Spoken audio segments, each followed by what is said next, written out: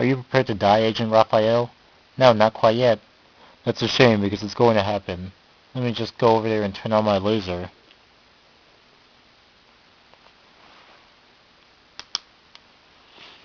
Wait a second, Dr. Easterbear. Are you a real doctor? Sure am. I got my PhD in mad science about 5 years ago, and I've been practicing ever since.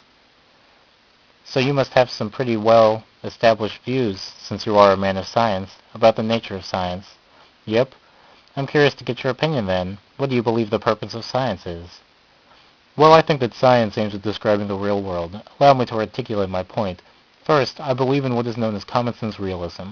This is the idea that there is a world that exists independently from what people think about it, or how people describe it, except when those thoughts and actions either causally affect the world, or to the extent which they themselves comprise reality. This means that the natural world is not contingent upon how we describe it, and our descriptions of it do not change the world per se. For example, suppose that we look outside and see a mountain, and suppose further that this mountain exists in reality.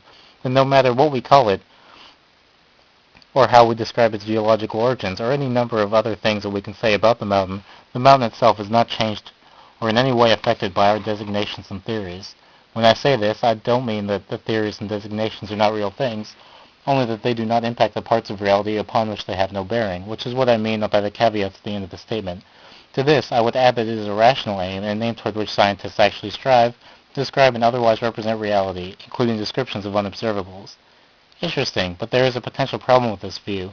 Just because an objective reality exists does not mean that it is what we experience when we observe the world. Our senses could be filtering reality in such a way where we never truly know what is real.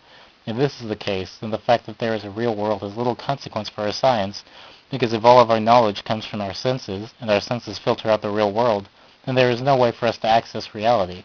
And if we were to suppose that we had access to the real world and that our sensory observations did indeed represent reality, we certainly would not have any way of knowing anything directly about unobservables. Still, my idea can be compatible to a degree with an idea similar to the one that you just said. One can say that our science aims at describing unobservables, but that we have a difficult time doing so, and thus should be somewhat skeptical about the descriptions which our theories provide. But that cannot be completely skeptical while still holding a realist view, like the one that I hold. The problem with your view is that there's no way of knowing whether the unobservable structures posited by the theories are in fact real. At best, we believe that our science aims not at true descriptions of reality, but rather at empirical adequacy. And theory acceptance requires only that theory is empirically adequate.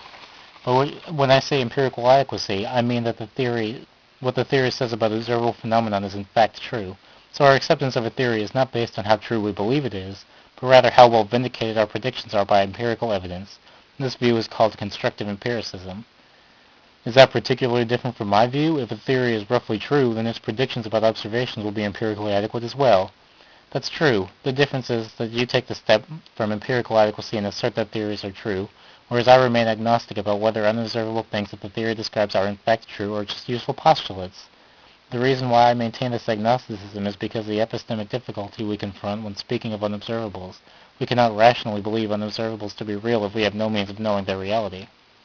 This is a really interesting idea, and I'd love to talk about it more, but we really must get back to this whole laser business.